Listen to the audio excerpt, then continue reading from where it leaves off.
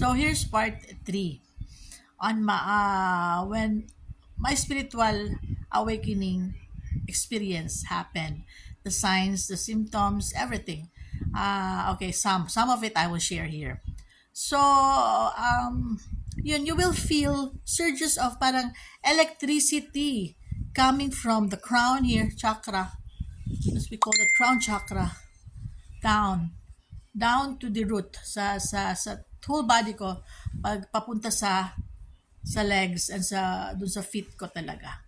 Sabi ko, ano ba to? Sabi ko sa husband ko, ba't parang ganito nangangati ako? Wala namang, there's no kuto or langgam or simba ko, wala kuto.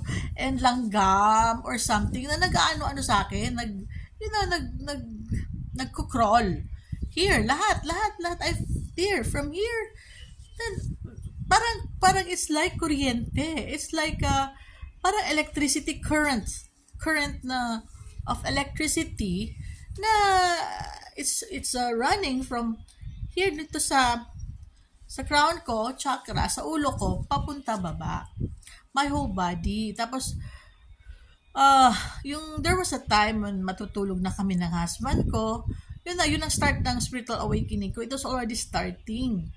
So yun nga, I heard those voices, I heard clanging of bells sa ears ko. And then pag 12 o'clock na ng midnight, natutulog na kami ng husband ko, no? Sa room namin. Pag 12 o'clock midnight, nakikita ko sa third eye, my open third eye, demons. Ang laki. So big.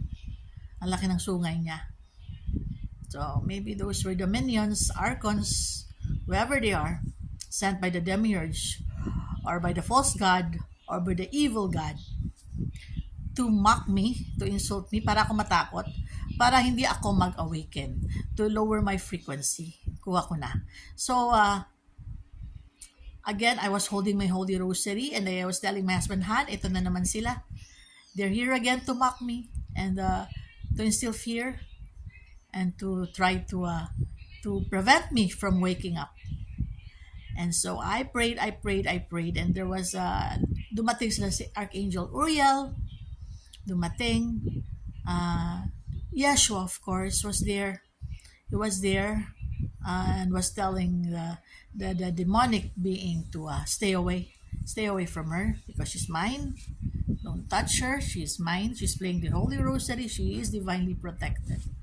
So nothing happened to me. It was just there. It was mocking me. It was laughing at me and saying, nasty things like, ha ha ha, hindi mo yan, you're not equipped for that, you're not worthy for that, you're not worthy, even worthy. It was insulting and mocking me and instilling fear into me, and nagpapakita how big, but it's not big, but it's showing itself as a big evil entity, demonic entity with horns.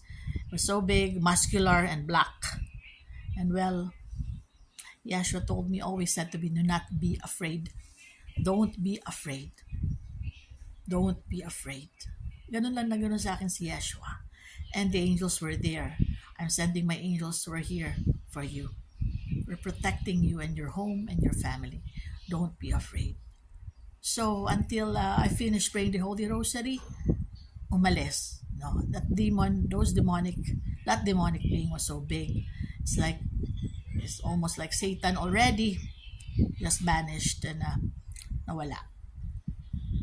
And then they started to surrender. They started to stop bothering me and instilling fear into me. So ganon. And then those demonic beings also, nakikita ko, I see people, yung mga naglalakad doon sa labas ng bahay namin. Doon may babae doon na meron nakaganon sa kanya, nakaangkla. Oh my God. But I can tell them. I can tell her na, may ano na, gano'n, siya, lakad-lakad siya. Tapos, pakaigsi nung shorts, I was just watching, dumaan siya, gano'n. Tapos, hindi ko masabi na meron nakaangkla sa kanya na demon. No, I see, ba't gano'n, nakapatong sa kanya, sa likod niya. So, hindi ko man sabi sa kanya na, ayan, may ano, gano'n. Yung gusto ko, oh my God. Oh my goodness. I don't know why. So, uh, and then,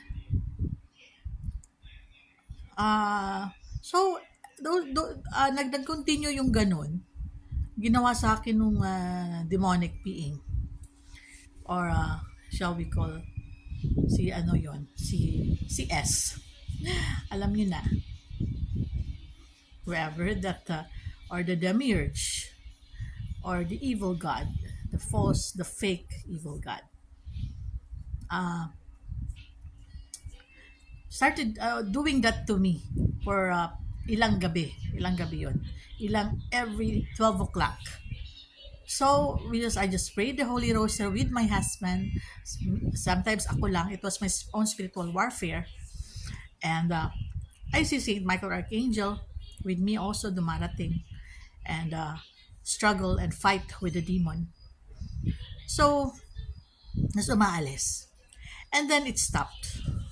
For after that, it stopped. And then my husband told me na punta tayo sa Divine Mercy Shrine because you have a gift. I think that's a gift already. So let's go. So pumunta kami, my husband, and with our children. And then because I was questioning, God, the Divine, Lord, why is this happening to me? Ano to? Bakit ganito ganon? Jesus, Yeshua, why? I was still calling Jesus that time kasi ngayon ko lang nalaman na real name ni Jesus is Yeshua. So, I really super was asking the Divine God, why Lord? Why me? What's happening? What is this? So, we went to Divine Mercy Shrine. We lighted candles there. We prayed. I prayed. And then, I asked God.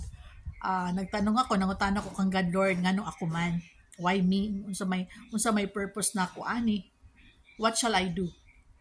What do you want me to do, Lord? So, right after that, so umuwi na kami. And we traveled back home to Iligan City that afternoon from Divine Mercy Shrine.